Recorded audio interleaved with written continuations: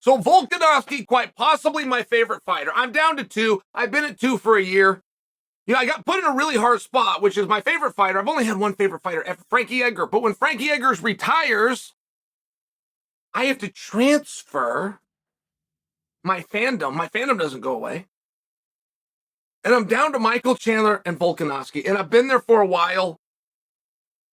But it's hard to come off of it, right? And the more you get to know Michael Chandler, the harder it is to do anything but root for Michael Chandler.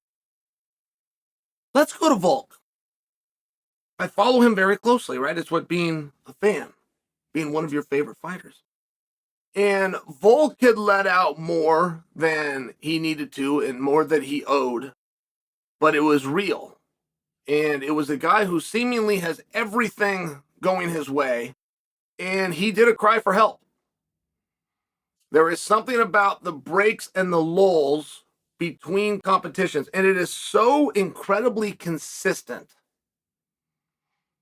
I mean, Volkanovski, for a meaningful amount of time, every single time that he's won, has only asked one thing at the press conference. You never hear him doing, I want to redo my contract. I want to renegotiate. You see him Volkanovski fight, undefeated, 45-pound GOAT, ranked number 1 in the world all around. He didn't care if he was a co-main event. That's where the opportunity was. That didn't mean anything to him. No problem. I mean, when I tell you that he sincerely only asked for one thing, which is a quick turnaround. He's been doing this for a meaningful amount of time. There was nothing from a logical decision-making standpoint for his career, for the betterment of his career, why he would accept to fight Max Holloway the 3rd time. It was short notice. That's clearly his biggest threat. When he got done with that fight, he went to the post-fight press conference. I remember it. I remember what he was wearing. I remember the white jacket that he was wearing. And he said, please, I want to fight quickly. Now, agreeing to fight Max on short notice, which is the riskiest and the biggest threat to his throne, shows the sincerity. He took the fight. It didn't have anything to do with the opponent. It didn't have to do with International Fight Week. It didn't have to do with doing a favor. It didn't have to do with anything. It had to do with he wanted his request fulfilled, that he would like to fight quickly. And now he's proved it, and he asked for it again at that press conference. Volkanovski, just so you understand this, because this is very rare. This is Cowboy Cerrone-esque. Volkanovski wanted to fight so bad, and he knew this about himself, that he announced himself the backup fighter for Islam versus Charles. Because now he's got all of this stuff. He doesn't have a guaranteed fight, and it's highly unlikely that he's even going to have a fight, but he has everything else. He has importance. He has nutrition he's got to focus on. He's going into a different weight class. He's studying 2 different guys from a different weight class for the first time ever. He's got all the ingredients. He's got all of the elements. He's got the same press. It feels the same. But he put himself in that environment, not to go on and create this massive fight, which happened in Perth, or a massive fight that got rematched as a treat to all of us that was unexpected a few weeks ago. He put himself in that environment because he knew something about himself. So if you know something about yourself, even if you could deem that to be a weakness, if you could deem that to be a flaw, but if you know it about yourself and you take the responsible steps, Volk needs a lot of credit for that. Nobody in the backup position ever gets credit. And then it seemed like there was a big reward. He has the face-off with Islam. They're going to do it for the belt, but he's going to put up the number 1 ranking. It was this really great moment. But I think that people missed, including me. I didn't understand it at the time. I didn't understand it until Volkanovski asked for a quick turnaround after the Islam fight, and then even broke down telling us why. And he said, I don't know why this happens to me. I'm the most incredible wife. I got the most incredible family. I have most incredible friends and neighbors. But I need this. And it was a request that I sincerely hoped would be honored. By a guy who needs that so much, he risked everything on a week's notice. That's how bad he needed it. Everybody else would have had an excuse. Everybody else would have had a renegotiation. Everybody else would have needed a promise of X, Y, and Z.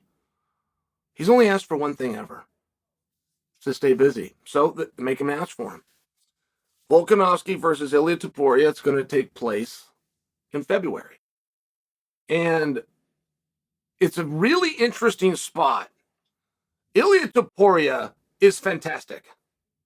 Not just good, not just next, not just a beautiful record. He is a flat problem. He is a fantastic fighter. He's also very solid within the marketing department. He's working some angle right now. It's like celebrity. It's like The Bachelor. Not familiar enough with the show, but he's giving these roses out. Do you guys even know what I'm referring to? I wish I had a little bit better explanation as to what that is, but it is beautifully filmed. He's this handsome guy. He was getting his hair done. He was getting a shave. I'm just saying, like, this guy is very, very interesting. And at the point that Volk is at mentally, I don't know what that is. I don't know. I don't know when you get knocked out, but particularly for the first time, things change.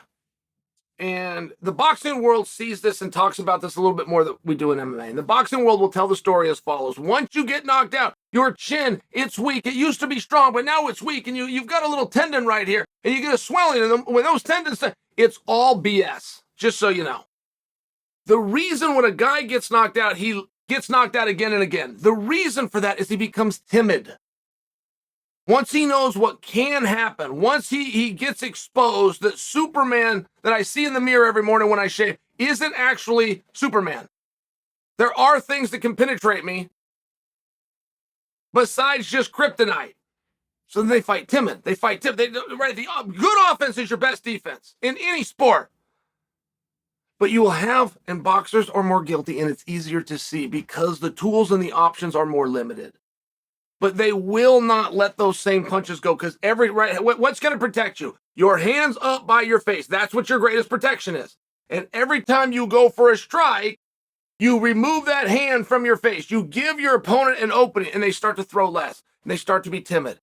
And they don't commit to everything. And they don't roll. It's one of those things that it actually freezes them and slows them down. And that is why once they get knocked out, they get knocked out more and more. And I'm just sharing with you with Volkanovski. Not only is he going into a true threat, it is very hard to say with certainty that Ilia Topuria or anybody else is the biggest threat in the division besides Max Holloway. I mean, Ilia Topuria to get to this spot, like anybody else that gets to this spot, either fought Max a long time ago or they don't fight Max at all. There is not a confidence within the decision makers on the second floor of the Ultimate Fighting Championships that anybody is ever going to get through Max. So just avoid him. But if there's anybody that you would think could have some success and have some good moments against Max Holloway, who is as good of a fighter as is currently signed anywhere, it's Ilia Topuria. And if there's any truth to the historical reasoning that fighters that get knocked out are not themselves, particularly right away, you got this fast turnaround. You got to give a guy what he's asking for when he's in that spot. And when he asks in that demeanor, you got to give it to him. But like so many things in life, you got to be careful what you ask for because you just might get it. And Volkanovski is at a different battle right now. There is a different game that is going to be played in February when he takes on Topuria, unlike any challenge that Volk has ever faced. Volk has won in every match he's ever done, including in defeat. He won greatly in his defeat to Islam. And that was his Francis versus Fury moment. He was a 3-1 dog. Nobody believed that it could happen. Turns out to be an ultra-competitive match that one official licensed judge told the world that he won. I mean, literally, this was a Francis moment where he rised more in defeat than the guy that beat him. Evidence of that is he returned faster. Islam had to sat out for 8 months.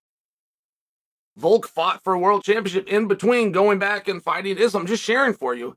It's one of those spots, but he's at a very different challenge right now. And if you want to sit back and you want to observe this fight and you want to start doing a breakdown, talk about Topuria and talk about he's handsome and talk about the roses and talk about the incredible record and talk about he's maybe the guy that could beat Max. Not positive, so let's not match him up. Like, these are all really important parts of the story, but you're missing the actual battle that Volk is in, that Volk has never been in. Volk had never lost, including the time that he got defeated. He did not lose. He won. He's now coming off a loss for the first time ever. How is he going to respond? And what is that going to do to him, if anything? But even Volk doesn't know the answer to that. Even Volk doesn't know if he's going to be the same, if that's behind him, if he shook it off. That was a different weight class, and that was a one-off, and that was a guy. And had he not landed that kick, only Volk knows if he actually believes those things, if those things are actually true. There's a new struggle. Even the greats, even the champions, even the guys we call best ever, they have struggles. And you, as the audience, owe it to them to understand what those struggles are. And if you're Team Volk and you're a supporter of him, it's incumbent that you understand what the struggle, not the opponent. I'm not talking about the X's and O's with Ilia Topuria. It could be anybody. The struggles that Volk is taking into the fight in February. It's the biggest story of the fight. And people are going to miss it, but I'm not going to let you. I'm going to bring it to you every step of the way.